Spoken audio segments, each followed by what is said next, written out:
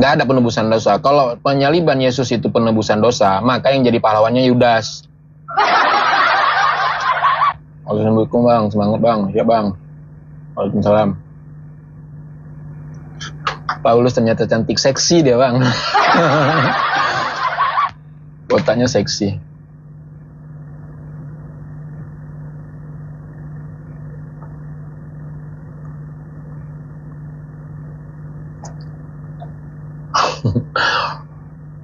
Ya, kalau mau naik, diskusi baik-baik.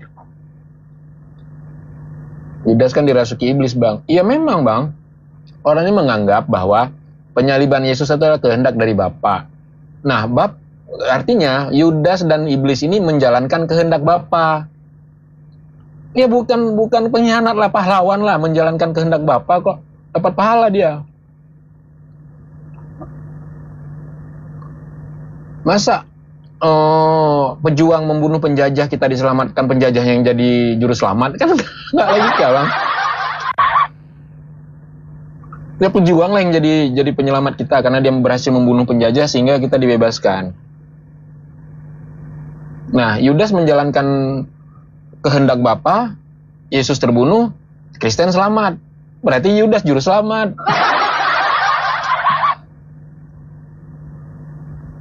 Bagus juga temanya nih, buat tema itulah.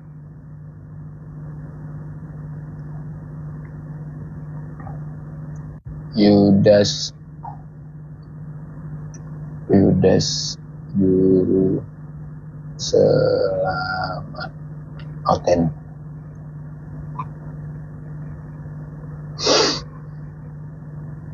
Belajar lagi bang. Coba kau jelaskan. Siapa yang menginginkan kematian Yesus di kayu salib? Bapak kah? Iya, termasuk iblis, Yudas, imam-imam kepala, bahkan tentara Romawi pun itu menjadi pahlawan.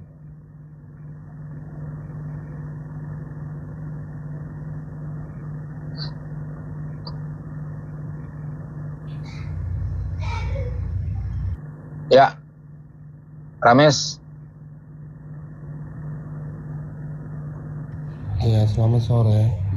Sore. Islam Kristen bang? Puji Tuhan Kristen. Ya, open cam dulu bang. Buka kameranya dulu bang. Oh, saya lagi sakit ini. Oh, kalau sakit abang berobat bang. Jangan naik komal. Sakit kok naik komal. Cari apotik. Assalamualaikum bang FDS. Bang Ferdian. Ya bang? Sekali suara bang. Iya lagi jauh bang, lagi ada aktivitas juga. Oh, betul bang. Kenapa di-kick? Oh, kenapa di-kick? Ya kan abang bilang sakit. Saya bukan dokter bang. Ngapain abang datang ke saya? Kalau sakit datangnya ke dokter. Disuruh open cam, alasannya sakit. Gimana sih?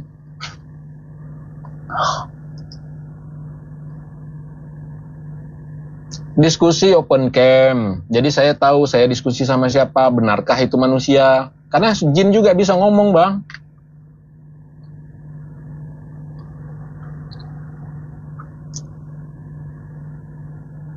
Masa saya diskusi sama jin? Udah lagi ada terus bang. Oke bang, buat apa open cam? Ya open cam supaya saya tahu saya sedang berbicara dengan siapa. Manusiakah yang saya ajak bicara ini?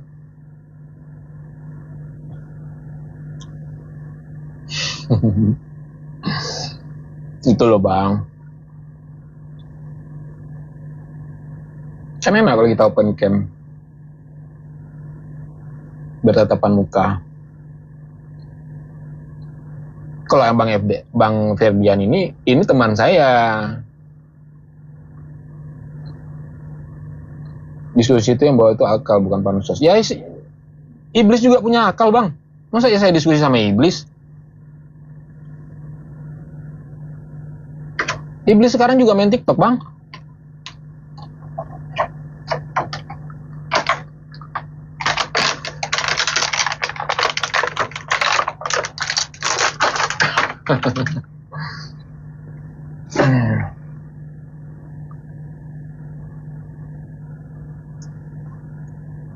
Waalaikumsalam Kak Fi. Kenapa saya suruh open cam? Karena orang-orang yang nggak berani open cam itu terindikasi tujuannya ingin menghujat. Makan kawannya banyak. Daud. Jadi kalau memang tujuannya bukan menghujat, memang untuk berdiskusi, nggak ada masalah open cam. Banyak kok Kristen-Kristen yang berani open cam yang lain. Diskusi sehat. Kena stroke deh.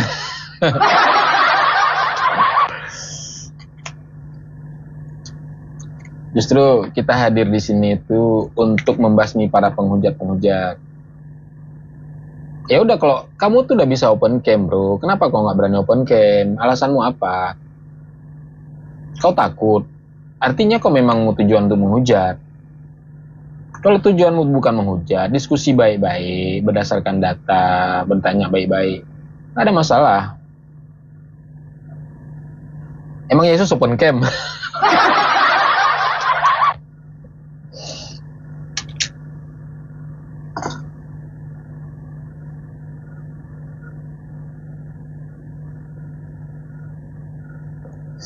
Muhammad aja open cam. Memang zaman itu udah ada kamera bro. Yesus aja nggak pernah open cam kok. Kau kira gambar-gambar Yesus di Google itu gambar Yesus? Itu cosplay. Mana ada orang Timur Tengah itu rambutnya pirang, mata biru, kulit merah.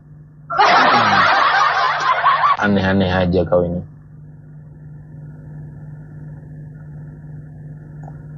Ya, kapan orang Timur Tengah itu kulitnya merah? Harus oten meriang semua ya. Iya, kita buat oten meriang-meriang nih.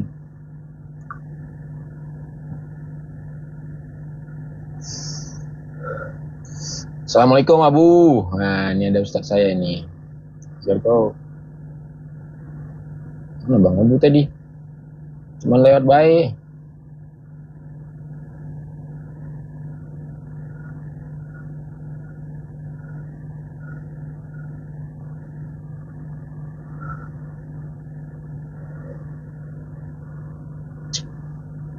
Iblis aja miliknya TikTok. Iya, iblis aja main TikTok kok. Masa kita diskusi sama iblis? Iblis juga bisa ngomong. Kita kan mau lihat wujud manusia, benar nggak yang diskusi sama kita ini manusia?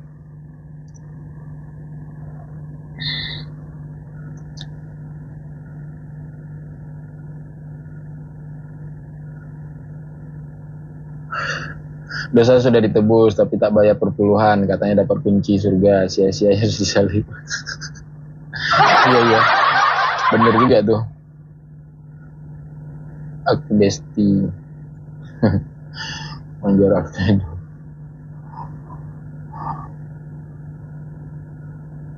Rames open cam Rames ya, kalau nggak open cam kau turun aja ke bawah. Anda kan on cam kan? Ya, on cam bang. Ya, on cam dulu. Ya, Ini kita diskusi. Anda udah lihat? Nah, Saya itu bukan loh. pengecut, saudara. Saya bukan orang yang pengecut. Saya sakit. Kalau enggak saya. Iya, gini dong, kan enak kita. Ya, kenapa dimatikan lagi bang? Astagfirullah, berisiknya. Kan udah lihat saya kan? Aduh, Diskusi. dari bawah saja bang.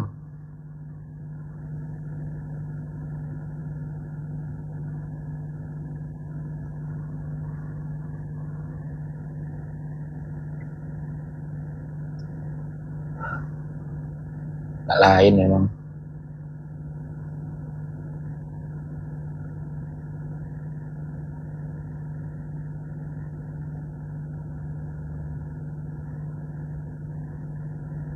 Pakai helm. Panjang rekanya.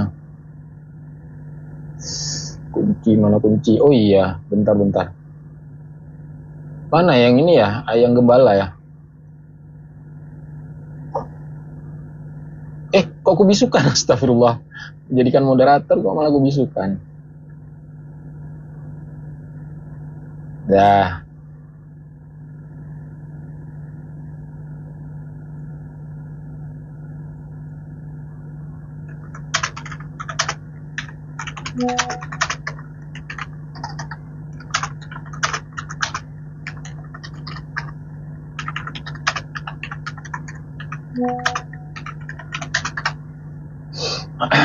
Ocennya lari-lari.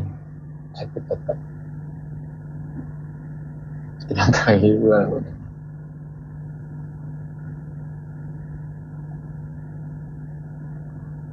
Loh, saya sudah on cam masih di kick. Ya kamu on cam. Ya on cam itu nampakkanlah wujud aslimu, bro. Kalau cuma open cam terus kau tutup lagi. Kasih Bunda. Bunda Nora. Iqbal.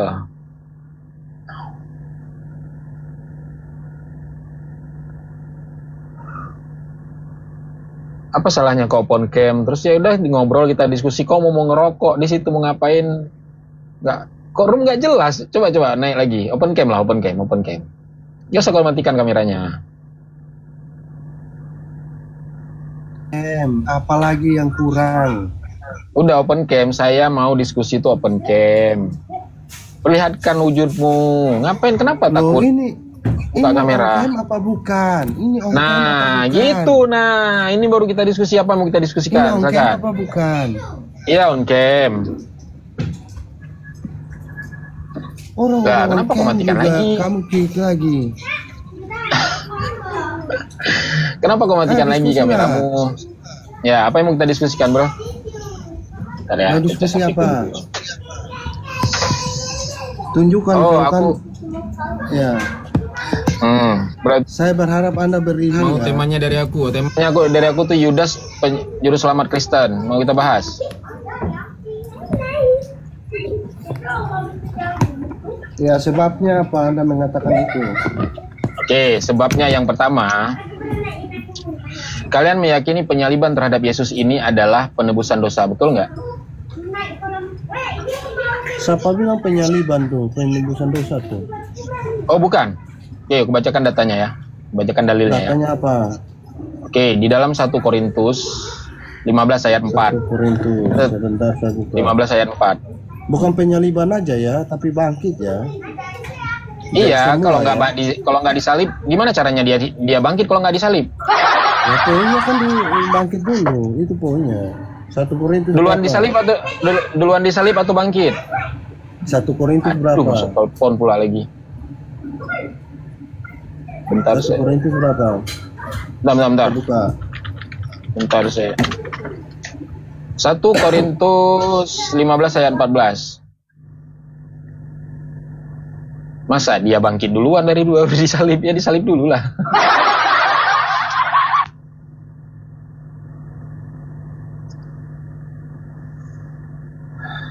Satu Korintus 15 ayat 14. 14. Tetapi andai kata Kristus tidak dibangkitkan, maka sia-sialah. Ini bangkit, saudara. Iya, kalau dia nggak disalib, apakah ada kebangkitan? Kalau tidak ada kematian, apakah ada kebangkitan? Bahas tentang bangkit. Saya tanya, kalau tidak ada kematian, apakah ada kebangkitan? Ya, tidak ada kematian berarti tidak ada kebangkitan. Tidak ada kebangkitan. Kalau tidak ada penyaliban, apakah ada kematian? Tapi yang dibahas tentang apa? Yang dibahas di sini tentang apa? Jadi tujuan Yesus disalib buat apa, Bang? Yang dibahas di sini tentang bangkit atau tentang mati? Bang, kalau ada kebangkitan, artinya ada kematian. Kamu yang bingung. Kalau ada kebangkitan, artinya ada kematian. Kalau ada kematian, artinya ada penyaliban. Maka penyaliban, terjadinya penyaliban, kemudian yang terjadi kematian, kemudian baru ada kebangkitan. Nggak mungkin orang nggak mati, nggak tiba-tiba bangkit. Gimana ceritanya? Itu bangkit dari tidur namanya. Bukan bangkit dari kematian.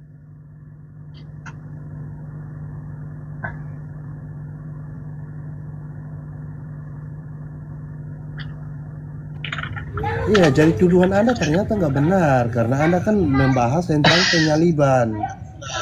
Anda membahas Iya, tentang khusus penyaliban terjadi, Bang. Sekarang begini, penyaliban. dengarin.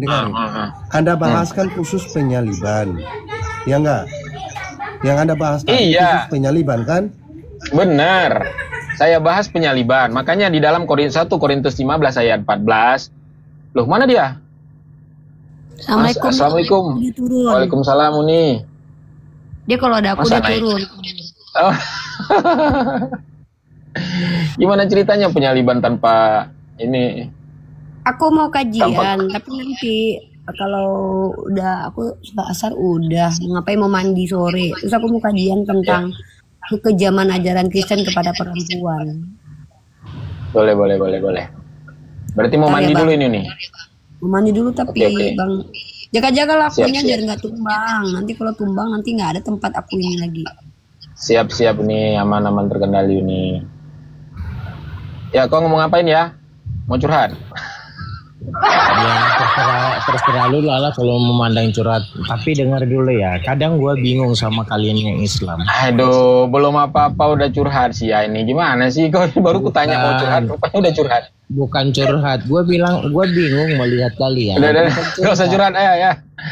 Dibilang ditanya mau curhat, enggak. Malah pas kenapa saya diturunin? Loh, siapa yang nurunin, Bang? Abang terputus. Di sini tulisannya terputus. Siapa yang nurunin? Mental dia berarti.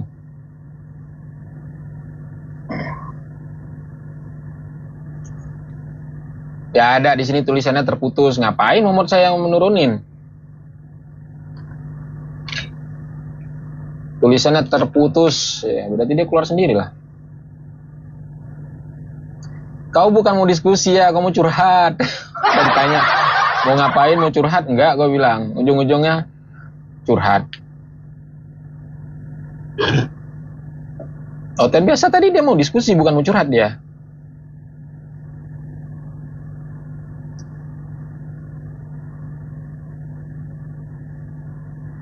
Awal gue bingung. Lah namanya kalau orang bingung itu mau curhat di sini, bro. Di sini room diskusi, kau ngapain kau curhat? Nah kan kalau kau bingung lihat Islam, kau curhat tuh ke room Kristen. Bang, aku bingung bang lihat Islam bang. Itu namanya curhat. aduh ya.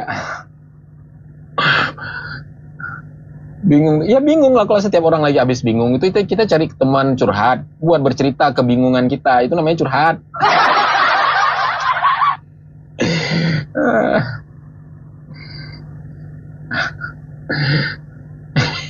Kau bingung terus kau naik kemari mau menceritakan kebingunganmu, itu namanya curhat. Bodoh. Astagfirullah. Aku ketawa-ketawa dulu lah, aku matikan kamera dulu.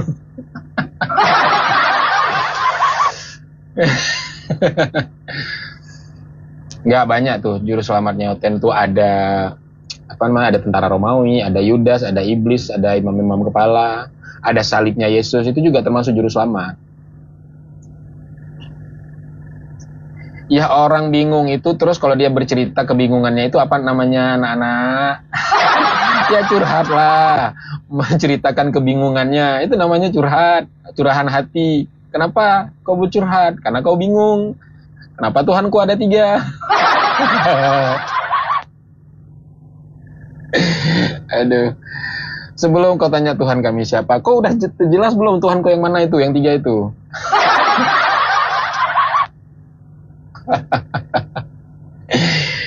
Aduh, kongor permanen sih Ani ah.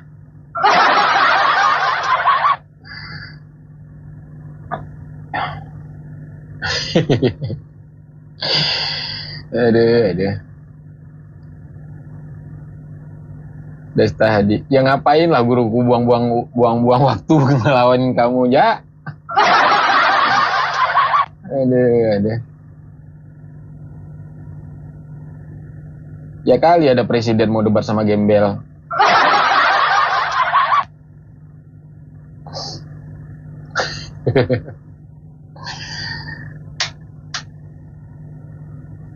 Oma bilang lu nggak ada ilmu, nutup aibmu mulu. Ya kalau diskusi ya diskusi, bukan mau curhat. Assalamualaikum bantuku, semoga sehat selalu. Ya, waalaikumsalam warahmatullahi wabarakatuh. Kok bisa kuntilanak dipaku, palanya jadi Tuhan, terus manusia dipaku jadi Tuhan? Itu sih ya bisa jelaskan itu. Manusia dipaku jadi Tuhan.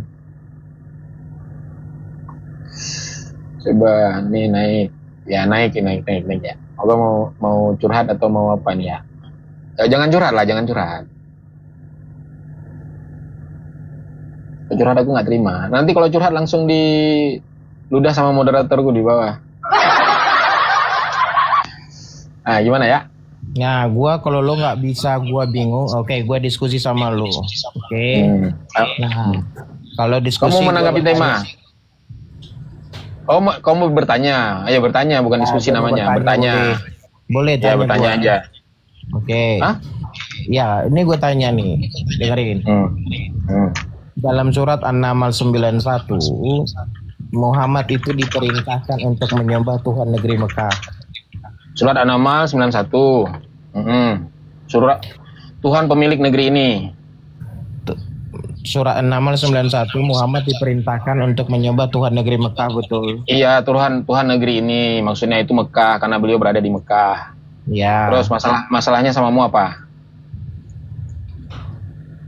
Perhatikan, sebelum Muhammad lahir, negeri Mekah itu sudah ada, betul? Iya, betul. Nah, berarti negeri Mekah itu sudah punya Tuhan, betul? Iya. Nah, siapa Tuhan negeri Mekah itu? Allah Subhanahu wa taala. Nah, dalam ayat An-Naml 91 ada nggak di situ dikatakan Allah? Allah itu Tuhan seluruh alam termasuk negeri Mekah. Kalau kau mengatakan itu bukan negeri Mekah itu bukan punya Allah terus punya Tuhanmu. Inilah ilmu cocokmologi. Dengerin, cocokmologi. Udah jelas-jelas di situ dikatakan Tuhan negeri Mekah, Tuhan pemilik negeri ini. Nah, negeri itu di mana? Negeri Mekah. Kenapa? Karena Mekah itu pada saat itu Nabi Muhammad berada di Mekah. Beliau berbicara dengan orang-orang Quraisy di Mekah. Maka beliau mengatakan, aku diperintahkan menyembah Tuhan negeri ini, pemilik negeri ini. Negeri ini itu siapa? Mekah. Apa dalilnya Allah itu adalah pemilik seluruh alam? Alhamdulillahirabbil alamin. Jelas. Oke, udah gantian. Tuhan seluruh alam. Artinya mau Yerusalem, mau Mekah, mau Madinah, mau Indonesia, ya Allah pemiliknya. Nah, di dalam Islam ada disebutkan ini tekon terbalik. Ini kan dua arah nih. Di dalam Islam ada kau sebutkan dalil ini, Tuhan pemilik negeri ini atau negeri Mekah. Allah negeri Mekah kalian sebut. Ya kan? Nah, di dalam Bible-mu ada narasi atau ada kalimat di situ dikatakan Allah Israel. Pertanyaan saya, tolong tunjukkan Allah Kristen, silakan. Di mana dalilnya Kristen punya Allah Kristen?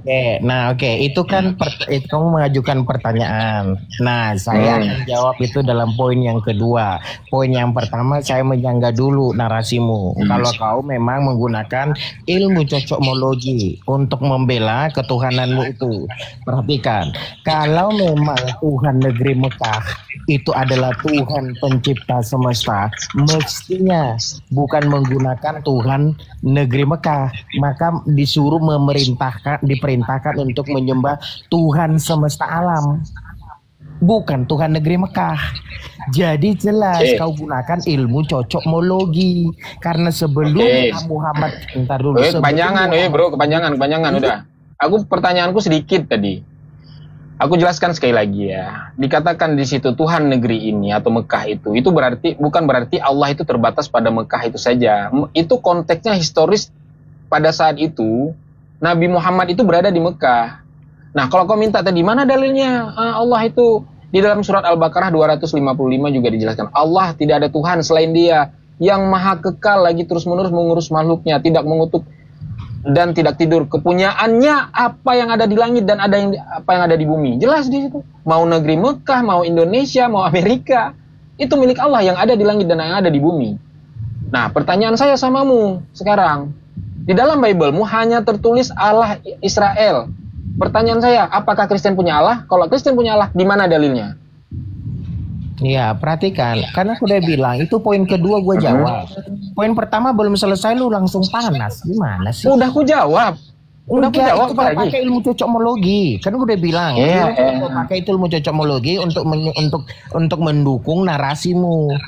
Kalau kau terima opini orang lain, coba dengarkan. Kau jangan panas dulu. Loh, kok panas? Saya sudah menjawab. Yang kau pakai itu ilmu cocokmologi. Gini. Setelah kau bernarasi, terus kau jawab pertanyaan saya. Iya, setelah kau bernarasi, kau jawab pertanyaan saya. Baru saya tanggapin lagi pertanyaanmu. Iya, Kan gitu makanya gue diskusinya. bilang itu poin kedua. Pertanyaanmu itu poin Ah. kedua, ntar gue jawab. Poin Oke. pertama gue belum selesai, lu panas. Udah, jangan curhat. Lu itulah kan curhat mulu kau bilang kita Udah, menjelaskan, terus. membuktikan kalau ilmu yang kau pakai itu cocokologi. Lalu bilang ku Udah, terus. Nggak nyambung kau. Udah, cepat. Ujung-ujungnya Apa? lu Terus. turunin. Ya udah, cepet. Iya makanya Dah. bro, gue udah bilang, gue udah jelas lu kasih tahu, gue akan jawab pertanyaanmu poin yang kedua. Poin pertama saya belum selesai, lu panas. Dari situ lu ketahuan lu gak bisa diskusi. Ntar lu bilang gue curhat. Jangan curhat bro. Nyambung. Kau jelaskan aja udah. Ya lu Jangan ngapain kau lu curhat. gak menjelaskan sama gue kalau lu Ada. Dibilang jangan curhat, kau malah curhat. Lanjut Assalamualaikum Uni. warahmatullahi wabarakatuh. Bismillahirrahmanirrahim. Waalaikumsalam warahmatullahi wabarakatuh. Oke, kalau kita bicara tentang Tuhan lokal itu adalah Tuhan yang tidak pernah keluar dari satu kota. Tuhan yang dikhususkan untuk satu bani saja. Kalau kita mau menggunakan cara berpikirnya umat Kristiani, menuduh Al-Quran bahwa kita hanya menyembah kepada Tuhan negeri Mekah, seharusnya yang Tuhan lokal itu secara tekstual, kontekstual, dan faktual itu Tuhannya umat Kristen. Secara tekstual kita tahu Tuhan itu hanya dilahirkan di Yerusalem, tidak pernah dilahirkan di Bukit Tinggi, nggak pernah dilahirkan di Jawa. Namanya Yesus nggak pernah keluar dari Yerusalem, pernah sih dilarikan, dikaburin, bukan berarti dia kabur sendiri ya, tapi dibawa kabur sama papa tirinya untuk menyelamatkan dirinya supaya dia nggak mati. Tetapi dia ada di Israel saja, bahkan ada secara eksplisit Tuhan itu hanya untuk Israel nih. Dengarlah hai orang Israel, Tuhan itu Allah kita, nggak ada tuh. Hai seluruh alam semesta, Tuhan kita itu Theos itu nggak ada. Maka inilah Tuhan yang lokal. Maaf ya, jangan samakan mentang-mentang Tuhan kalian itu Tuhan lokal, terus kalian sama-samain sama Tuhannya kami. Yang di ayat itu sendiri dikatakan bahwa milik Allah lah akan segala sesuatu. Nggak level banget gitu ya. Dan aku nggak mau panjang kali lebar menjawab itu karena itu pertanyaan yang nggak berubah-berubah. Kayak apa ya, maksudnya itu kayak pertanyaan dari zaman behola, dari zaman aku masih perawan sampai aku udah punya 2 anak dan perawan lagi sekarang ini, pertanyaan itu gitu aja terus, nggak berubah-berubah. Jadi aku nggak mau memperpanjang kita yang nggak akan ada yang berubah jadi Kristen lah gara-gara itu Tuhan itu ya.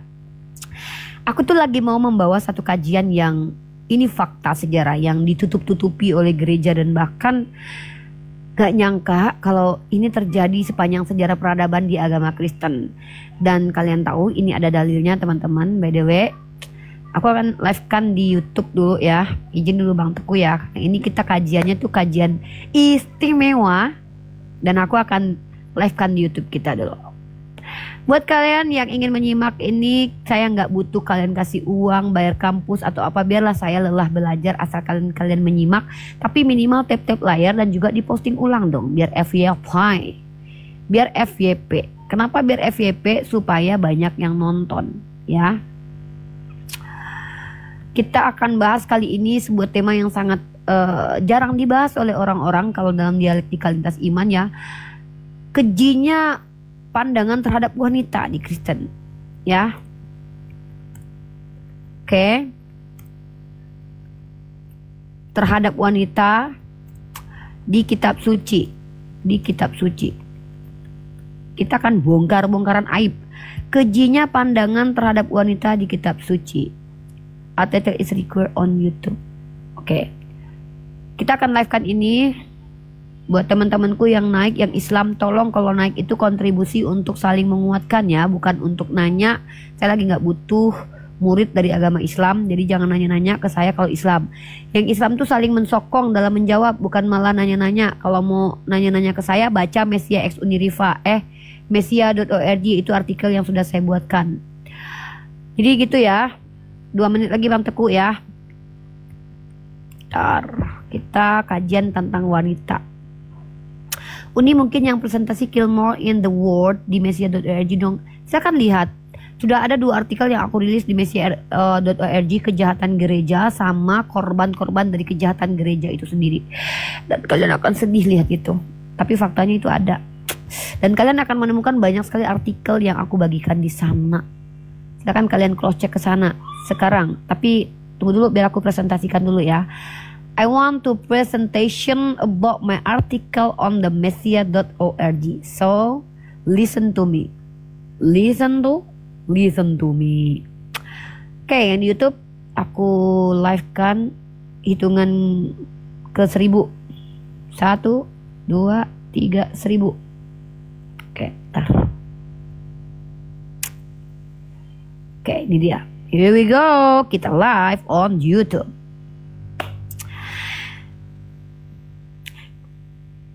Bismillahirrahmanirrahim. Assalamualaikum warahmatullahi wabarakatuh. Kembali lagi di channel YouTube kesayangan Anda dan di TikTok yang Anda nggak sayangi, yaitu TikToknya Bang Teguh 02. Di Messiah X Uniriva Anda akan menyaksikan saya, Bunda Gembala Uniriva MOW, seorang mahasiswi, seorang muslimah yang tidak studi agamanya, dipelintir, dihina, dinista sama para pemakan B2, dan seorang calon istri solehah yang udah punya anak 2, seorang wanita yang diciptakan dari tulang rusuk laki-laki yang nggak tahu apakah udah lahir atau belum turun ke dunia, aku nggak tahu ya. Dan insya Allah hari ini aku akan memberikan edukasi yang insya Allah bermanfaat buat teman-teman semua. Dan teman-teman semua, kali ini aku akan menunjukkan kepada Anda semua, boleh cross check di website situs Messiah.org. Semua artikelnya sudah rilis artikelnya, dan ini teman-teman bisa baca ya. Kalian bisa baca dan kalian bisa jadikan ini sebagai sumber untuk berdakwah juga, komparasi apple to apple ya maksudnya ya. Dan ini aku akan tunjukkan kepada kalian. Ini Messiah.org. Di Messiah.org ini terkorelasi dengan YouTube aku juga ya. Dimana di sini kalian akan menemukan ilmu tentang perbandingan agama. Tentang ilmu eksak aku akan tambahkan terus ini teman-teman.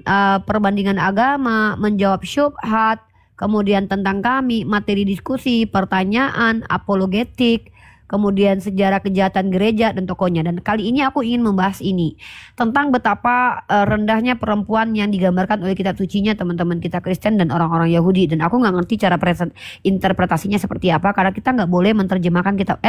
Kita tidak boleh menginterpretasikan kitab orang lain. Cukup kita tanyakan saja ayat-ayat yang ada dalam kitab mereka. Aku hanya ingin membuktikan secara tekstual, kontekstual, dan faktual ini agak sesuatu yang aneh dengan kitab ini. Nah, aku akan memulai dengan sejarah kejahatan gereja dan tokonya. Dan aku akan tunjukkan, teman-teman silakan diklik perburuan penyihir dulu ya. Nanti ada sesuatu yang sangat mengerikan yang akan kalian lihat. Dan teman-teman, perburuan penyihir ini dari banyak literasi yang telah aku kumpulkan ternyata memang dilakukan oleh gereja. Dan ini di sini ya, dari banyak situs yang aku sudah temukan. Ternyata Malleus Maleficarum ditulis oleh Patria Gereja, dan mereka adalah profesor teologi. Buku ini tutorial untuk bagaimana cara menemukan penyihir. Ngeri banget gak coy? Ngeri banget guys. Nah, kemudian teman-teman, di bawah kendali gereja Katolik, perempuan dipandang sebagai makhluk inferior, manusia kelas 2 yang tidak lebih dari sekedar sumber masalah. Diskriminasi ini bukan hanya tradisi, tapi keyakinan yang disokong oleh dogma keagamaan. Wah! Ya, itu yang kalian dengarkan. Dalam Summa Theologica, Santo Thomas Aquinas menulis bahwa perempuan adalah ciptaan cacat, makhluk yang lebih rendah secara intelektual dan tidak mampu membuat keputusan moral. Thomas Aquinas menulis Summa Theologi. Sedih banget jadi perempuan ya, mentang-mentang kita ini perempuan. Padahal kita dinikmati loh sama kalian loh bangke. Bangke. Udahlah, kalian nikmati tubuh kita bawa sperma kalian kemana-mana 9 bulan. Pas kita brojolin anak kita dikatain najis. Pas sudah beranak kita dikatakan berdosa. Dasar ini kok gimana ini ceritanya. Dan disinilah perempuan-perempuan direndahkan teman-teman. Kenapa perempuan kemudian dibunuh sebagai penyihir? Ternyata karena ada ayat yang mendukung perintah itu di dalam kitab mereka. Di dalam Keluaran pasal 22 nomor 18, seorang penyihir atau ahli sihir perempuan, janganlah engkau biarkan hidup. Lala baby, ini emang ada perintahnya teman-teman ya. Bahwa di kitabnya teman-teman kita Kristen itu memang ada perintah untuk membun-bun perempuan yang dianggap penyihir. Menakutkan teman-teman ya. Dan ini yang aku bilang, guys, ini kalau seandainya orang Kristen rame lagi nih ya, jadi pemimpin tertinggi, terus kita tinggal di bawahnya, gue pertama kali yang akan dibakar hidup-hidup. Karena gue kan selain manis, pinter, cerdas, solehah, terus beda lagi sama cewek lain, pasti gue dibunuh duluan nih. Karena gitu, apalagi di badan gue ada tai lalat.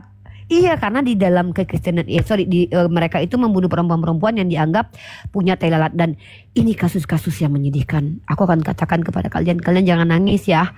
Kalian jangan nangis. Kalian jangan nangis. Kalau kalian nangis, maka aku biarin. Kalian lihat ini ya. Ini kejam banget tau. Manteku hargai perempuan nih. Mentang-mentang perempuan di agama Kristen direndahin nih. Kenapa kena pelanggaran itu nih? Belum apa-apa. Ini kita nggak anti rungkat ini ya. Lanjut. Ganti akun dulu deh bentar.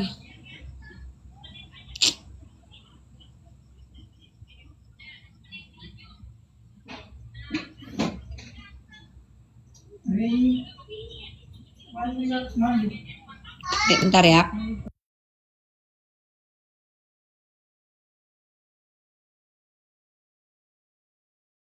Iya, yang di bawah jangan lupa di follow ya.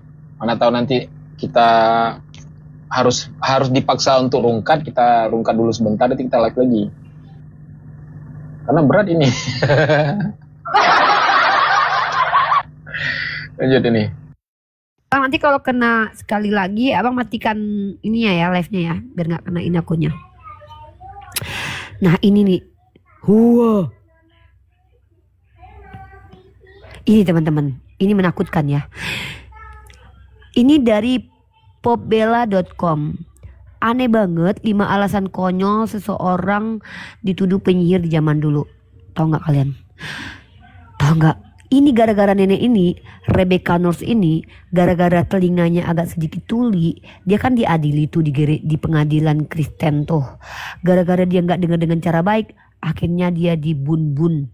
Ya ini aku tunjukin ya, nih.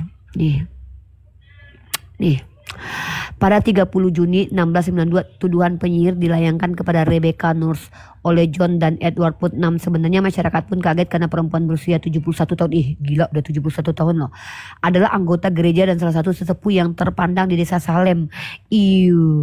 Ternyata mereka. Singkat cerita, Rebecca divonis tidak bersalah. Persidangan pun ricuh sehingga para hakim mendiskusikan kasus tersebut dengan dewan juri. Para hakim memutuskan dan untuk menyatakan Rebecca satu pertanyaan terakhir bahwa apakah ia ikut bersekutu dengan iblis. Namun karena usianya tua, Rebecca tidak begitu mendengar pertanyaan tersebut dan menjawabnya salah. Akhirnya vonis Rebecca diubah jadi hukuman mati dan ia digantung pada tanggal 19 Juli 1692. Itu tuh Sarah Clois. Gara-gara membanting pintu gereja dia dihukum mati jadi penyihir guys. Nih, pada tahun 1692 giliran saudara perempuan Rebecca Nurse Sarah Clois yang dituduh penyihir. Penyebabnya pun simpel, ia membanting pintu. Sarah pembanting pintu karena saudarinya Rebecca disebut iblis dalam sebuah khotbah setelah dipenjara akibat tuduhan penyihir. Bantingan pintu tersebut cukup membuat masyarakat menuduh Sarah. Akhirnya Sarah pun ditangkap lalu dipenjarakan bersama Rebecca dan seorang rekan gerejanya Mary St. Rebecca akhirnya dihukum mati pada tahun 1692. Biadab. Martha Corey jarinya diisap burung kuning. Gara-gara jarinya diisap burung kuning mati dia. Pada September 1692 Ann Putnam Jr. dan Mercy Lewis menuduh Martha Corey sebagai penyihir seperti Rebecca. Tuduhan terhadap perempuan berusia berusia 72 tahun tersebut membuat masyarakat gempar karena ia terkenal sebagai anggota gereja Salem dan berasal dari kelompok masyarakat kelas atas. Martha terkenal juga karena mengkritik pengadilan penyihir di Salem. Berbagai tuduhan dilayangkan, tetapi tuduhan adalah yang paling berat. Ia mengklaim bahwa ia melihat seekor burung kuning menghisap jari Martha. Polis akhir Martha digantung. Ada lagi-laki nih, gara-gara terlalu kuat dia dibun-bun. Ini biadab sekali ya. Nggak mungkin ini dari Tuhan, pasti ini dari iblis. Nah, di sini kajiannya nih, aku masuk kajiannya ya. Aku besarkan diri aku dulu. Dan kajiannya di sini teman-teman ya. Aku besarkan diri aku dulu. Kalau kita lihat, ini sudah terjadi. Faktanya memang sudah terjadi dan banyak korban jiwa. Hampir ratusan orang dan bahkan puluhan ribu orang dibun-bun dikarenakan dituduh sebagai penyihir. Wah, aku ada semut, kayaknya aku adalah penyihir. Wah, aku dibakar hidup-hidup, takut. Untung aku nggak hidup di tengah-tengah mereka. Dan teman-teman tahu nggak, Ini yang menjadi pertanyaan buat aku nih. Kalau memang kitab ini adalah kitab dari Tuhan, alias ini betul-betul difirmankan oleh Tuhan pencipta alam semesta. Pertanyaannya, ketika Tuhannya kalian yang masih berbentuk roh dan belum jadi manusia, pertanyaannya, bagaimana tutorial membedakan mana penyihir, mana bukan menurut Tuhan kalian? Karena kalau tidak ada tutorialnya diajarkan sama Tuhan kalian, apakah Tuhan kalian sengaja membuat puluhan ribu perempuan menjadi korban tuduhan dari gereja, dari anak-anak Theos? Maka pertanyaannya, apakah kalian meyakini perintah untuk membun-bun seorang penyihir itu dari Tuhan atau dari iblis? Silakan dijawab. Gitu ya. Batuk. Kayaknya aku dituduh penyihir.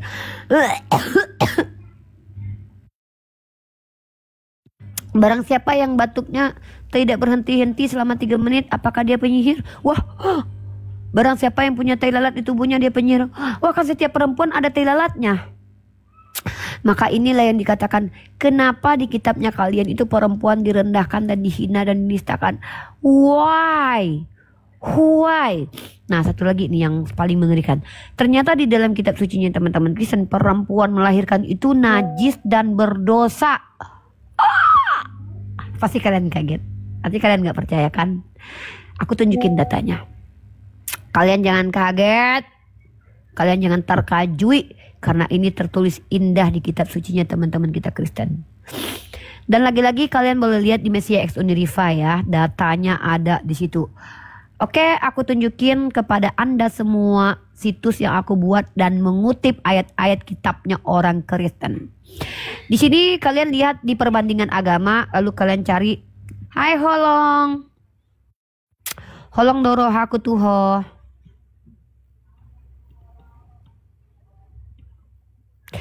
Lihat teman-temanku yang terkasih ya. Silakan dilihat di perbandingan agama, lihat di dialektika, ayat-ayat aneh dan tak masuk akal di Bible tentang wanita. Pertama buka ini dulu dong, biar kalian tahu ayat-ayatnya apa. Nah, kalian ini ayat-ayat perjanjian lama. Ya, kalian jangan takut ya bacanya ya. Ini kitab sucinya orang Kristen. 1. Perempuan hamil dan melahirkan ternyata rasa sakitnya adalah hukuman atas dosa Hawa yang ditanggung wanita semuanya kecuali yang mandul. Karena kalau yang mandul gak ngerasain sakitnya melahirkan. Karena wanita mandul tentu tidak merasakan sakitnya melahirkan. Aneh justru ketika perempuan yang memberi keturunan malah dibuat susah karena melahirkan. Di mana ayatnya? Di Kejadian pasal ketiga nomor 16. Yang kedua, perempuan kalau budak boleh diperlakukan semena-mena, bahkan boleh ditindas. Ini terjadi kepada Hagar yang diperintahkan oleh Tuhan untuk kembali kepada Sarai untuk ditindas. Lalu kata malaikat Tuhan itu kepadanya, kembalilah kepada nyonyamu, biarkanlah engkau ditindas di bawah kekuasaannya. Dalam kitab Kejadian pasal 16 nomor 6 sampai 9. Yang ketiga, anak perempuan tidak ada harganya, boleh digauli, digerepe-gerepe. Kejadian pasal 19 nomor 8. Kamu tahu aku mempunyai 2 orang anak perempuan yang belum pernah dijamah laki-laki, baiklah mereka dibawa keluar kepadamu, perbuatlah seperti yang kamu mau. Kamu pandang baik. Wow, anak perempuan boleh digerepe-gerepe. 4. Melahirkan membuat wanita jadi najis selama seminggu, dan kalau anak yang dilahirkan laki-laki, tapi kalau anaknya perempuan jadi najis 2 minggu, seolah anak perempuan lebih membawa kenajisan daripada laki-laki. Imamat pasal 12 nomor 1. Perempuan kalau haid menjadi najis dan menajiskan apapun yang dia sentuh. Wow, ya. Pesundal dibakar hidup-hidup. Wow. Kalau suami cemburu maka istrinya dihukum. Kurang ajar ini kalau laki cemburu. Bilangan pasal 5 nomor 30. Atau kalau roh cemburu menguasai laki-laki, enak aja lu yang cemburu, kita yang dihukum, ya. 8. Perempuan tidak perawan ketika kaumnya diperangi, dibunuh, tapi kalau perawan dijadikan tawanan. Enak banget tuh laki. Yang ke-9, boleh menikahi paksa tawanan. Enak banget kalian laki-laki.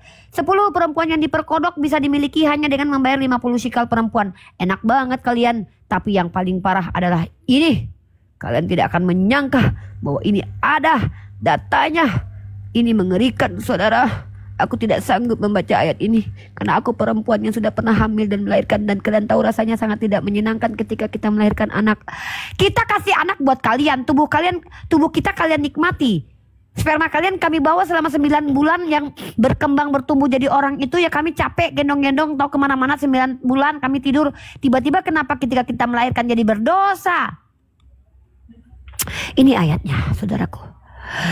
Tetapi jikalau ia melahirkan anak perempuan maka ia najis selama 2 minggu. Sama seperti pada waktu ia bercemar kain, selanjutnya 66 hari lamanya ia harus tinggal menantikan pentahiran dari darah nifas. Bila sudah genap hari-hari pentahiran maka untuk anak laki-laki atau anak perempuan haruslah dibawanya seekor domba berumur setahun sebagai korban bakaran dan seekor anak burung merpati untuk burung terkukur sebagai korban penghapus dosa. Apa? Kita udah kasih anak sama lu laki-laki, tiba-tiba kita harus kasih lagi korban untuk penebus dosa. Emang ketika kita melahirkan itu jadi berdosa kitanya? Hah? Jadi kalau kita melahirkan anak buat kalian kita berdosa gitu? Kalian laki-laki, sok diam kalian laki-laki. Jadi kita berdosa gitu ngelahirin perempuan, anak laki-laki. Anak perempuan 2 minggu jadi najis. Ini gimana ceritanya? Kita ini lagi kasih anak sama kalian. Kita kasih anak, kita bawa-bawa kemana-mana 9 bulan, kesusahan, kelelahan, keletihan, makan gak enak, tidur gak nyenyak. Kalian pikir enak apa punya anak? Hah? Pertanyaan aku nih sama pendeta-pendeta, ini gimana penjelasannya? Dan yang lebih parah itu di BIS tahu. Di BIS itu katanya itu, udah hati aku tuh ketar-ketir tahu baca ini nih ya. Imamat pasal 2 nomor 15 ya. Sorry ya, pasal 12 nomor 5 versi BIS. Ini nampak kali perempuan yang berdosa. Duh, aku gak terima. Ini tuh bahaya banget tahu buat peradaban. Masa perempuan jadi objek seksual doang? Nih, coba kalian baca nih. Ini lebih jelas banget mengatakan kalau perempuan itu cuma jadi objek kenikmatan semata dari kalian kaum laki-laki. Kalian itu tega banget sih menganggap kami perempuan begitu. Nih, Imamat pasal 12 versi BIS. Ingat ya versi BIS. Kalian baca nih di ayat ini. Nih aku kasih tanda nih biar kalian bisa mata kalian yang indah itu biar bisa kalian lihat nih. Apabila seorang wanita melahirkan anak perempuan maka selama 14 hari wanita itu najis. Kita udah ngelahirin anak disamain kayak tokai. Seperti waktu ia sedang haid. Sesudahnya 66 hari lagi wanita itu masih najis karena mengeluarkan darah. Sesudah masa penyucian selesai, baik karena telah melahirkan anak laki-laki atau anak perempuan, wanita itu harus membawa persembahan kepada imam di depan pintu kemah Tuhan. Persembahan itu beberapa ekor anak domba yang berumur 1 tahun untuk kurban bakaran dan seekor burung merpati muda atau tekukur muda untuk kurban pengampunan dosa. Emang dosa kita melahirkan anak? Lu yang pakai kita lagi. Kita dipakai sama elu. Sperma lu kita bawa kemana-mana 9 bulan. Kita gedein. Kita makan makanan yang sehat supaya anak-anak lu semuanya sehat. Kita usahain. Kita lagi gak selera makan waktu hamil. Kita jangankan selera makan. Nengok makanan aja kita gak suka. Nengok muka lu aja kita gak suka. Bisa-bisanya dikatain kesusah payahanmu sewaktu kalian mengandung akan dibuat susah oleh Tuhan dan kalian akan birahi sama laki-laki. Jangankan birahi. Nengok muka lu aja kita empet. Ini ada apa sih? Kenapa sih perempuan diperlakukan begini banget? Ayolah, kalian Kristen-Kristen nuduh kita orang Islam ini rendahin perempuan. Nih ayat dalil Nabi aku Shallallahu Alaihi Wasallam meninggikan derajat perempuan. Kalian tahu nggak bagaimana Nabi aku memperlakukan perempuan? Nih, kalian lihat nih. Kalian itu ya. Ada Rasulullah yang ngajarin untuk menghormati wanita. Kalian bilang dia pedofil lah, apalah. Nih kalian lihat nih. Banyak ayat yang mengatakan kesetaraan gender. Surah An-Nisa 124, Surah At-Taubah ayat 71, Surah Al-Baqarah ayat 35, Surah An-Nisa 124, Surah An-Nur ayat 2. Yang membedakan kita di mata Tuhan itu adalah iman dan takwa. Dalilnya mana? Nih dalam Surah Al-Hujurat ayat 13. Dan perempuan itu tidak najis, bahkan bukan perempuan, manusia itu nggak pernah jadi najis. Di mana? Di dalam kitab Sahih Bukhari nomor 276. Kata Rasulullah SAW, beliau bersabda, Subhanallah wahai Abu Hurairah, seorang mukmin itu tidaklah najis. Jeder kon. Tuh, itu Nabi kita ngajarin tuh. Perempuan. Sahih Bukhari 291 telah menceritakan kepada kami Ismail, jika salah seorang dari kami sedang mengalami haid dan Rasulullah SAW berkeinginan untuk bermesraan, beliau memerintahkan untuk mengenakan kain lalu beliau pun mencumbuinya. Boleh kita walaupun kita lagi datang bulan. Tuh Aisyah berkata, pada siapa di antara kalian yang mampu menahan hasratnya sebagaimana Rasulullah SAW. Rasulullah SAW itu orang yang mampu menahan hasratnya. Istrinya ketika datang bulan enggak dihinakan seperti di kitab kalian. di imamat itu. Masa perempuan lagi datang bulan apa yang dipegang jadi najis? Emang kita ini najis mukhalazah? Kita jadi najis mukhalazah di agama kalian. Najis berat yang menajiskan banyak hal. Astagfirullahaladzim. Aku nggak nyangka perempuan pernah jadi najis mukhalazah. Jadi najis mukhalazah. Bayangkan guys, najis mukhalazah kita di agamanya teman-teman kita Kristen kalau kita lagi datang bulan guys. Aku sedih. Aku nggak nyangka. Ntar, aku kasih data. Aduh, air liur anjing sama setara kita. Najis mukhalazah itu, nih kita setara aja.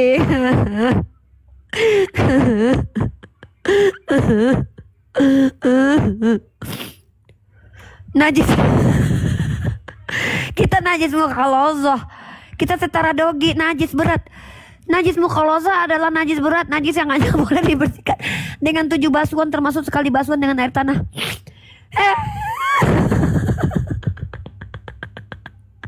Masa kita najisnya mukhalazah? Aduh, gak tega gue baca ayat ini. Aduh, sakit mental gue jadinya. Lama-lama gue butuh psikiater karena gue gak terima perempuan diginiin. Masa kita dikatain najis mukhalazah, menyentuh binatang atau orang yang najis? Kita dikatain orang najis. Kita disetarain sama anjing. Kita disetarain sama dogi. Aduh, Imamat pasal 15 nomor 20. Nggak bisa kita disetarain sama anjing. Aduh, ya Allah, aku pingsan deh. Aku nggak nyangka. Tolong dong teman-teman Kristen, aku nggak tahu nih caranya gimana. Nih, apa saja yang ditiduri atau diduduki wanita itu menjadi najis. Kita lagi najis menajiskan.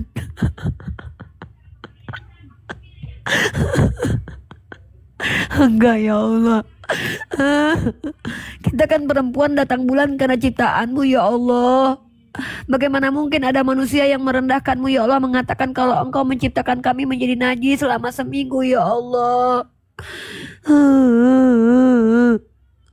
Astagfirullahaladzim.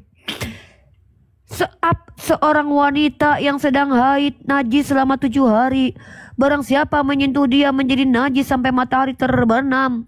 Apa saja yang didudukinya atau ditiduri wanita itu menjadi najis. Barang siapa menyentuh tempat yang bekas ditiduri atau diduduki wanita sedang harus mencuci pakaiannya dan mandi, dan ia najis sampai matahari terbenam.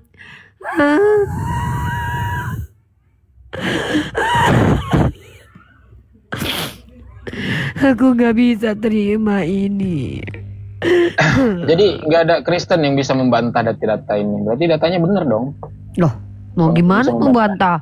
Membantah masa membantah kitabnya sendiri? Kan itu fakta. Masa kita dikatain najis?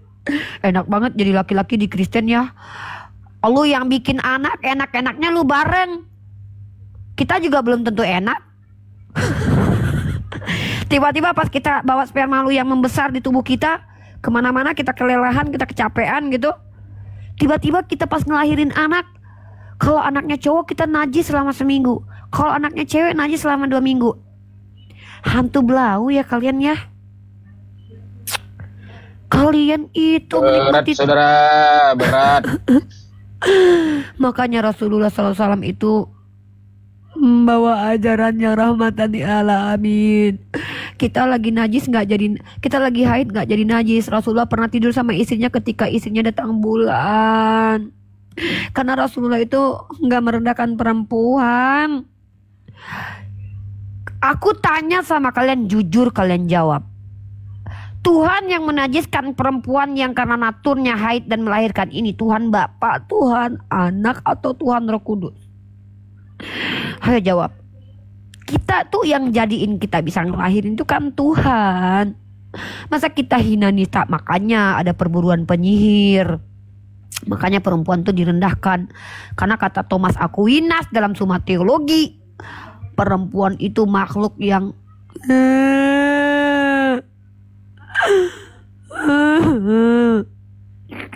Direndahin. Nggak terima Bang Teguh. Berat, saudara saudara. Itulah ajaran kalian, itu tanpa kalian sadari. Belum lagi dari sejarah-sejarah agama kalian. Wih, penuh dengan darah.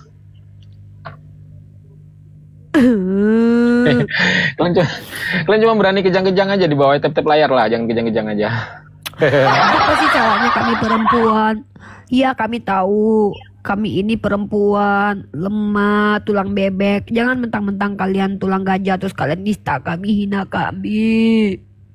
Apa iya kami tahu seandainya lagi datang bulan najis? Padahal kan datang bulan itu kan karena kami tidak dibuahi.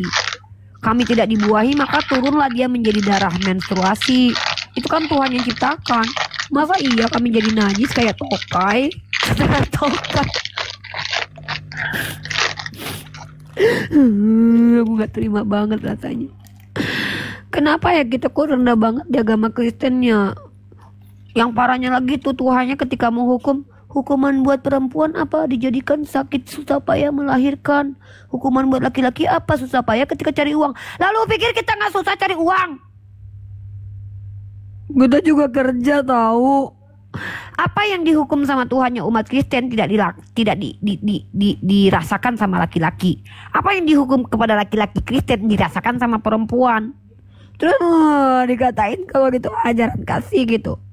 Kalian berani-beraninya nista-nistain agama kita. Kalian bilang agama kita ngerendahin perempuan. Kenapa aku bahas ini? Gara-gara si Yuli sama si Lina Wijaya ngajak aku diskusi tentang perempuan dalam dua agama. Masa dia bilang agama kita nyamain kita sama anjing? Enggak. Yang nyetarain perempuan sama anjing ya Yesus. Jahat banget ya kalian itu ya. Aku gak nyangka ternyata kalian sejahat itu. Pantesan banyak loh korban jiwanya. Tahu nggak Bang Teguh, korban jiwa perburuan penyihir itu sendiri tuh sampai 20 ribuan, dan itu yang terdokumentasi ya.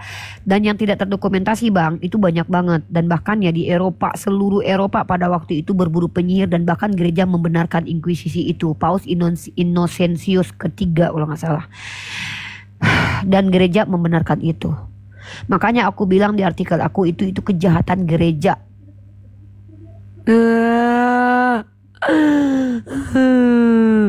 Masalahnya ayatnya ada, perempuan penyihir jangan kau biarkan hidup. Tanda-tanda penyihir nggak dikasih tahu lagi sama Tuhannya, malah mereka bikin tanda sendiri yang ada tai lalat di tubuhnya tuh yang parahnya tuh ya ditelanjangin tahu perempuannya, dibuka bajunya terus digrepe-grepe tuh. Nggak berani aku lihat. Dan kalian bilang agama kami agama yang merendahkan perempuan. Kalian yang percaya bahwa Tuhan kalian pernah mengatakan perempuan itu najong, lalu kalian bilang Tuhan itulah yang Maha Pengasih gitu. Tuhan yang justru menerima pesundal masuk surga tanpa ada pertaubatan. Coba, kenapa pesundal lebih berharga daripada perempuan baik-baik yang melahirkan anak untuk laki-laki ya? Giliran di perjanjian lama perempuan punya anak dikatakan najis. Giliran di perjanjian baru perempuan sundal malah masuk surga. Apa perlu kita jadi pesundal gitu, nggak boleh beranak? Masa di perjanjian lama kalau punya anak kita dinajisin? Masa di perjanjian baru kita masuk surga kalau jadi pesundal lah? Kita nggak terima sebagai perempuan. Ayo teman-teman kita demo yuk sama Tuhannya Kristen yuk. Masa katanya perempuan sundal lebih dulu masuk surga daripada perempuan baik-baik? Demalatara, Tuhan Yesus memberkati. Nggak mau aku diberkati Yesus. Orang Yesus saja berdoa nggak dikabulin sama Bapak ketika Yesus berdoa sama Tuhannya. Bapak ampunilah mereka, mereka tidak tahu yang mereka lakukan. Nggak diampunin sama Bapak. Faktanya seluruh Yerusalem yang menganiaya Yesus nggak semua taubat waktu itu jadi Kristen. Tuh buktinya mereka nggak diampuni. Yesus saja doanya nggak dikabulin, apalagi saya berdoa sama Yesus. Saya ngapain berdoa sama Yesus? Yesus saja berdoa kepada Tuhannya. Emang Tuhanmu siapa Rifa? Ya Allah lah subhanahu wa ta'ala. Mamat bawa poligami lah. Kenapa emang poligami dilarang di kitab kalian? Bahkan Tuhan kalian ngambilin bini orang dikasih sama Nabi Daud dalam 2 Samuel pasal 12 nomor 7 dan 8. Kenapa kalian typing di bawah doang, nggak naik ke atas? Naiklah ke atas. Apa Tem? Kenapa itu Tuhan kau kejahat gitu sama perempuan? Masa melahirkan itu dibilang berdosa sama najis? Mama kau pernah jadi najis ya selama seminggu ya? Melahirkan Enggak, jika mamanya jadi najis selama seminggu. Lancar kali ngejawabnya, Rifa. Tuhanku Allah Subhanahu wa Ta'ala katanya. Lah iyalah. Terus Tuhanku Yesus emang apaan? Ya, yang kau sebut Allah itu siapa, Rifa? Tuhan. Sosoknya lebih jelasnya siapa? Laisa kamitslihi syai'un. Apa itu laisla kamitslihi syai'un? Tidak setara, tidak semisal dengan makhluk. Kalau saya buktikan di Qur'anmu ada jenisnya Allah gimana, Rifa? Ya silakan kau buktikan aja kalau Tuhan yang Di berjanji di Toha Bible. 10 itu Tuhan adalah cahaya. Di dalam Al-Qasas 30 Tuhan itu keluar dari sebatang pohon. Nggak ada Tuhan keluar dari sebatang pohon, yang ada itu Di suara dalam terdengar dari Sahih sebatang pohon. Bukhari. Jadi yang benar yang mana ini? Tidak bisa Ya benar dijelaskan apa semua lah, gimana yang mana ini? yang salah? Yang justru aku Oh, tanya yang salah yang cahaya. mana? Itu benar semua berarti. Ya iyalah, mana yang salah? Nggak ada cerita Tuhan. Emang Tuhan lu keluar dari Tapi pohon kamu perempuan? bilang tadi tidak bisa dijelaskan. Bukan nggak bisa dijelaskan, tidak setara dengan makhluk, tidak semisal dengan makhluk. Berubah lagi. Nggak berubah, tetap sama lagi. konsisten aku mah. Ya, Toha 11 menjelaskan, dalam Al-Qasas 30 menjelaskan. Apa? Itu Oh, ini menjelaskan yang mana hal sih yang yang betul? Toha berbeda. 11, Toha 10, entah apa-apa. Gue bisa baca nggak sih? Oh, saya bacakan di Toha 11-nya boleh. Wow, Tuhannya Oten kejambangan sama perempuan, ya Allah. Di sini Musa membawa api ke hadapan api di Toha 11. Terus? Sementara di dalam Al-Qasas mengatakan suara itu muncul dari sebatang pohon. Berarti bukan sebatang Tuhan yang pohon. muncul, tapi suara Tuhan. Gimana sih lu baca aja nggak ngerti lu bahasa Nah, Indonesia? itu pertanyaan Ketika saya. mendatanginya tempat Yang api, kamu dia Musa sembah. dipanggil, wahai Musa. Ada suara dong. Sejak kapan suara adalah Tuhan? Nah, Sejak kapan berarti itu suara bukan adalah yang punya suara? Sejak kapan? itu Emang bukan di kitab Tuhan, lu kan? pada mulanya Firman bersama Allah, Firman adalah Allah, perkataan Tuhan adalah Tuhan. Sejak kapan suara Tuhan adalah Tuhan? Berarti itu bukan Tuhan kan? Itu adalah suara Tuhan, bukan Tuhan, suara Tuhan. Loh, kok Sejak sejak kapan suara kapan? Tuhan adalah Tuhan? Gimana Gimana? sih? Loh, Ya kami pertanyaan tidak menuhankan saya. suara, wujudnya kami itu menuhankan apa? Tuhan yang punya suara. Bukan menuhankan suara. Emang kami menuhankan suara, sejak kapan suara adalah Tuhan? Gimana sih kok nggak Sejak pinter-pinter? kapan Tuhanmu dibatasi dengan suara, Rifa? Sejak kapan kami membatasi Tuhan kami? Di situ dikatakan bukan Tuhan kok, tapi suara kok terdengar suara kok, gimana nih orang nih? Emang sekarang gue tanya sama lu, suara gue lu dengar dari mana? Nah, terus yang di Tohanya Gue tanya, gimana yang diam dari dulu, cahaya? sebentar, kita nih pakai akal nih. Lu Nggak kan mau jujur. Oke, lanjut. lu jujur. Sekarang gue tanya, suara gue lu dengar dari mana? Dari HP saya? HP itu gue bukan? Bukan. Ya udah. Apanya, Itu aja Ye? kok botol. Bukan Tapi saya yang analogi keluar saya dari ada di HP-mu, situ. tapi suara saya. Tapi Dan bukan saya tahu HP itu kamu bukan ada di saya. situ. Bang Teguh suaranya Kalau kedengeran, kamu Bang. bawa perumpamaan seperti itu, Musa tahu nggak yang ngomong lagi ada di mana? Apa sih? Dari balik pohon. Suara. Ya, Musa Terus tahu nggak yang ngomong itu ya dari tahu arah lah, mana? Musa Dari tahu. mana? Buktinya Musa nggak nanya-nanya lagi. Terus Loh, kok tahu? Jadi Tuhanmu itu ada di balik pohon tahu. ngumpet. ya bukan lah. Memang kalau Loh, memang aku bukan. ada di dalam HP-mu. Oh berarti kalau suaraku keluar dari HP berarti aku sembunyi dalam HP gitu. Bawa analogi yang masuk akal. Saya tahu kamu Ini ada kan di situ. coba Rifa. masuk akal Ini nggak? jelas Suara nih saya ada nih. kedengaran di mana? Suara saya kedengaran dari mana? Dari HP saya.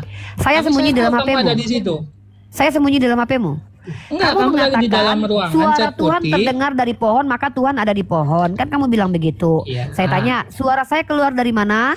HP saya. Nah, apakah saya di dalam HP? Tidak. Apakah saya di balik HP? Tidak. Apakah Tapi saya berada tahu. di dalam HP? Tapi saya tahu kamu Oke. di dalam ruangan Berada di cat mana putih. saya? Berada di mana saya? Di dalam ruangan cat putih, pakai baju kotak-kotak dan jilbab.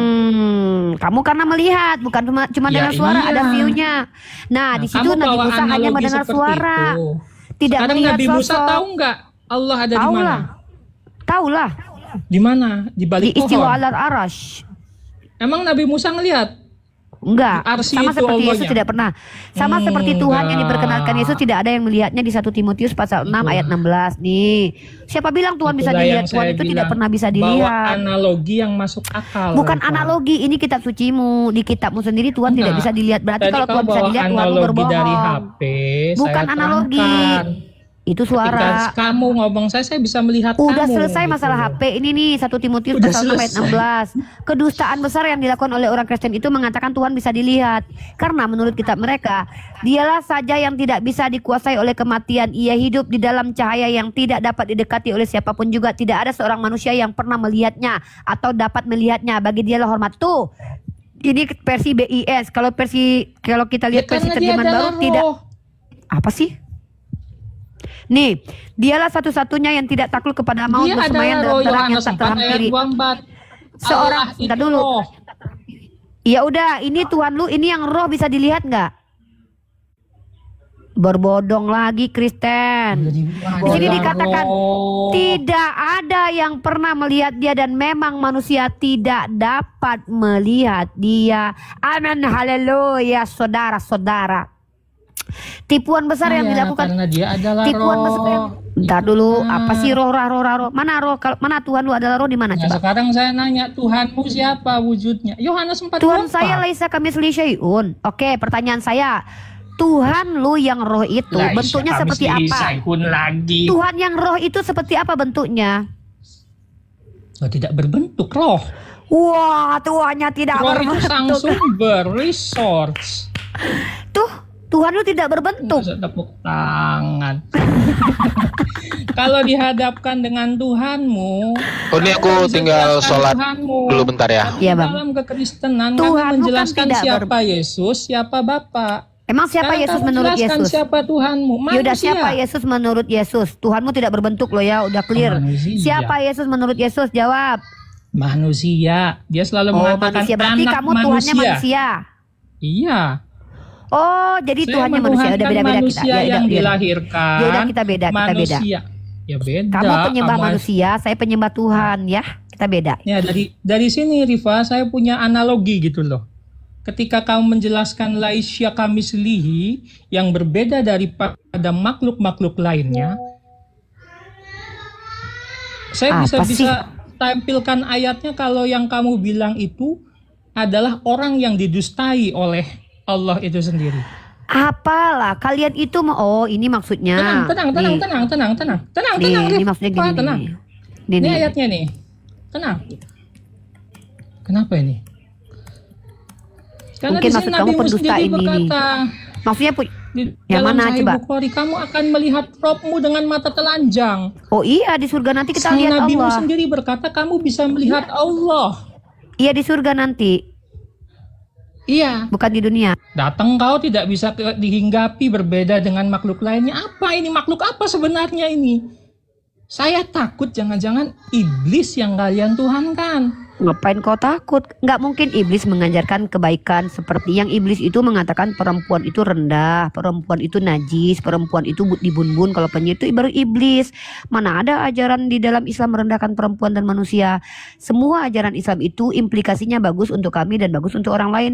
Agama iblis itu agama yang ajarannya itu merugikan penganutnya dan merugikan orang lain. Itu hanya ada di kitabmu, membenci keluarga, membenci ibu dan bapak. Itu kan ajaran iblis. Gitu loh. Bahkan tumbal manusia itu kan ajaran sibilis, bukan ajaran Tuhan. Ajaran kamu aja kalau orang murtad harus dibunuh. Mana dalilnya sih? coba? Coba dalilnya mana?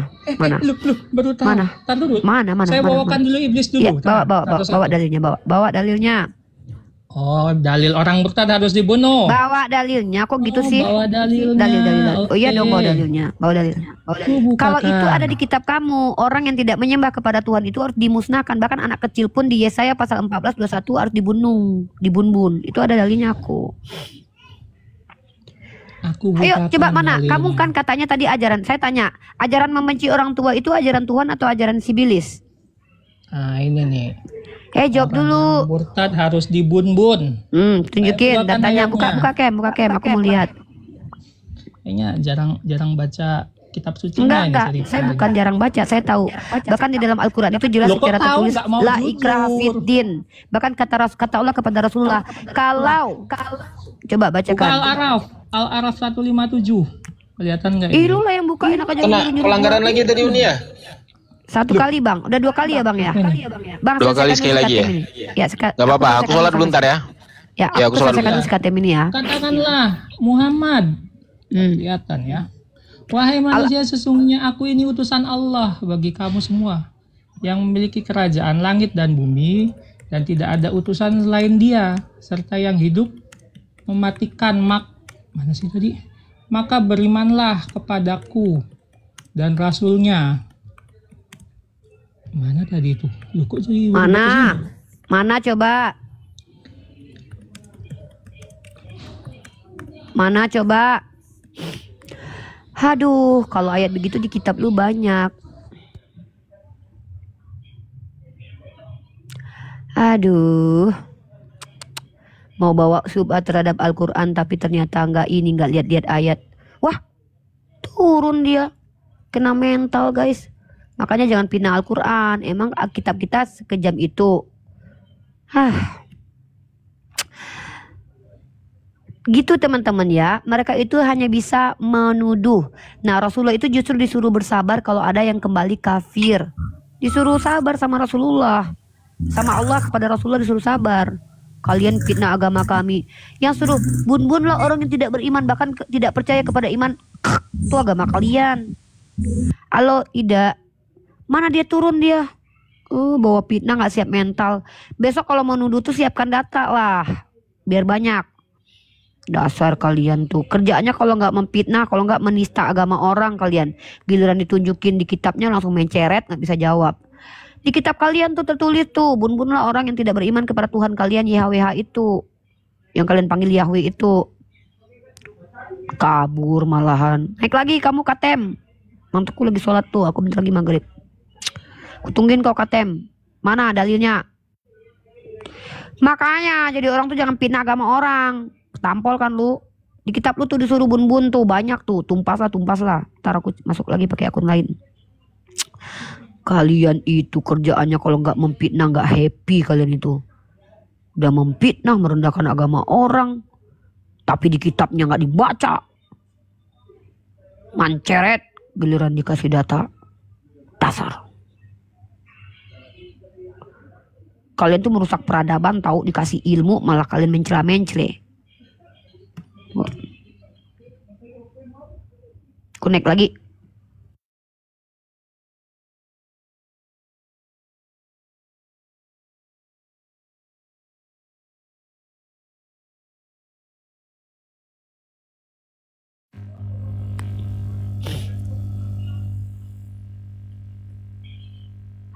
Kang fitnah agama orang lu. Agama kita lu fitnah-fitnah. Padahal di kitab lu perempuan melahirkan dibilang berdosa. Di kitab lu perempuan dibilang najong kalau ngelahirin anak. Dasar. Fitnah aja lu. Di Islam itu kita boleh orang yang murtad ganggu agama kita. Boleh, jangankan yang murtad. Yang gak murtad aja boleh kita bun-bun kalau dia itu merusak peradaban. Boleh. Apa masalahnya? Merusak peradaban bolehlah dibun-bun, tapi bukan kita yang bun-bun. Itu orang yang dirugikan. Ulama-ulama kita. Tuhan kalian aja ngebun-bun orang kok. Aneh kalian itu. Barang siapa yang tidak menyembah kepada Tuhan dan menyerahkan persembahan lain, maka harus dibun-bun. Tuh. Tumpaslah. Pilihan kita kasih data di kitabnya, bun-bun lah. Tuh, ngeri banget nih. Kayak gini nih dibilang Tuhan yang benar. Giliran agama kita yang dibun-bun itu orang yang rusak peradaban. Tuh, kalian baca nih. Demi kasihmu tumpuslah semua musuhku. Menumpas, kutumpas. Apa ini ya? Tumpas. Ya kali menumpas. Tuh, apa itu? Tuhan yang mengutuk-ngutuk orang, numpasin orang. Banyak kali kata-kata tumpas nih. Banyak kali. Bilang-bilang agama kita agama yang jahat. Selebeo nanti. Agamanya yang jahat kok. Di agamanya perempuan disuruh bun-bun kalau dianggap penyihir. Perempuan nggak boleh dipegang kalau lagi datang bulan. Makanya perempuan direndahkan.